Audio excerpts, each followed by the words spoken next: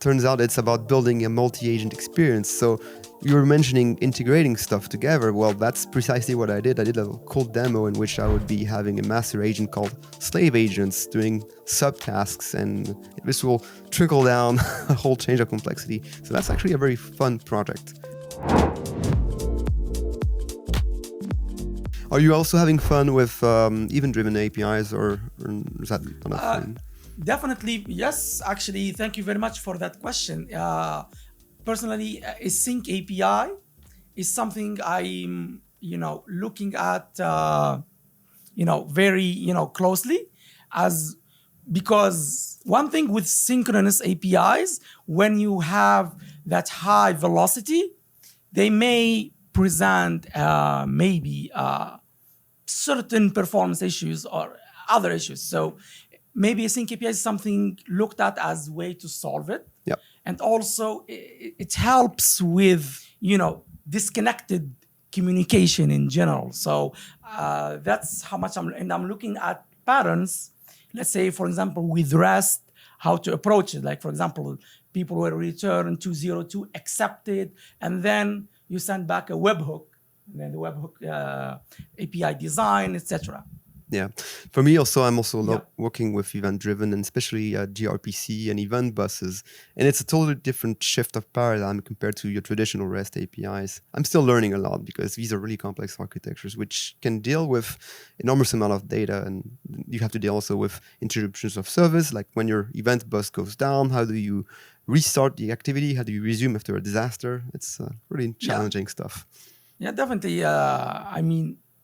That's gonna be one of even we were talking about MCP. One aspect of it is it supports the server-sent events, which is also an asynchronous communication. So definitely, asynchronous communication is getting everywhere, like REST APIs, MCP, etc., etc. So I have also a cool question. So, do you have any particular fun project you worked with? Well, one of the fun projects I worked with is actually the one I'm presenting at PostCon. It turns out it's about building a multi-agent experience. So you were mentioning integrating stuff together. Well, that's precisely what I did. I did a cool demo in which I would be having a master agent called slave agents doing subtasks, and this will trickle down a whole change of complexity. So that's actually a very fun project. That's amazing. Yeah. What about you? Do you have one? Yes, actually, it's very much in the same context where I was recently exploring my company's new APIs for payments, Moneris' payment APIs. I'm exploring, okay, how well can they play with other APIs? And I was able to create this, cool concept where you have an ordering API, a payment API, a customer management API, and they're all now backing AI agents. And through prompts, the AI agent, there is a supervisor agent sitting on top that's managing the communication, managing the tasks. So it was cool to see, oh, okay, this is now how we can build those big use cases. Yeah. So. No, certainly there's a lot to build there, and it's really exciting. I really love it. One more question. So is there any API you recommend for developers, that they should be using every day, maybe? Well, I would say one I've been using a lot these days is probably the GitHub APIs. I've used it a lot because I like to integrate them in my CI systems, and also had a fun time working with agents. So I didn't really go with MCP. This was even before MCP existed.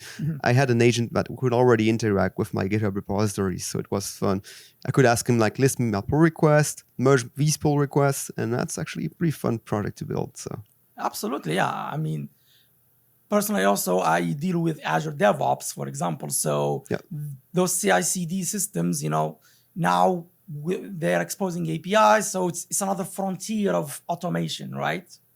Also, for me, one cool API I loved it's called Faker API.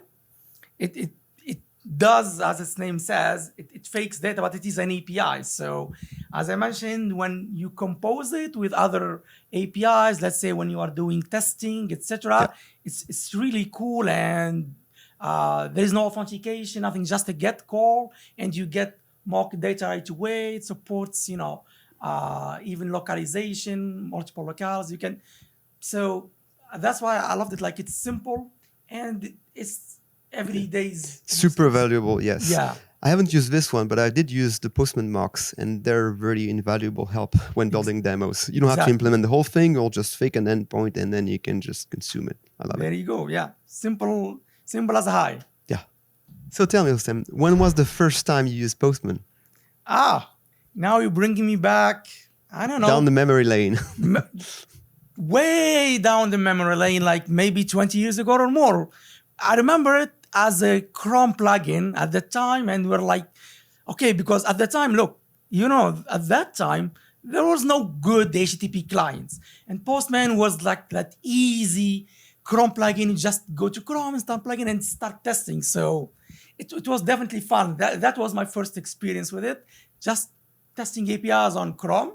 And in fact, honestly, it's one way where at the time I was actually using Mozilla Firefox. And one of the reasons I switched to Chrome was thanks to That's a good Postman. incentive.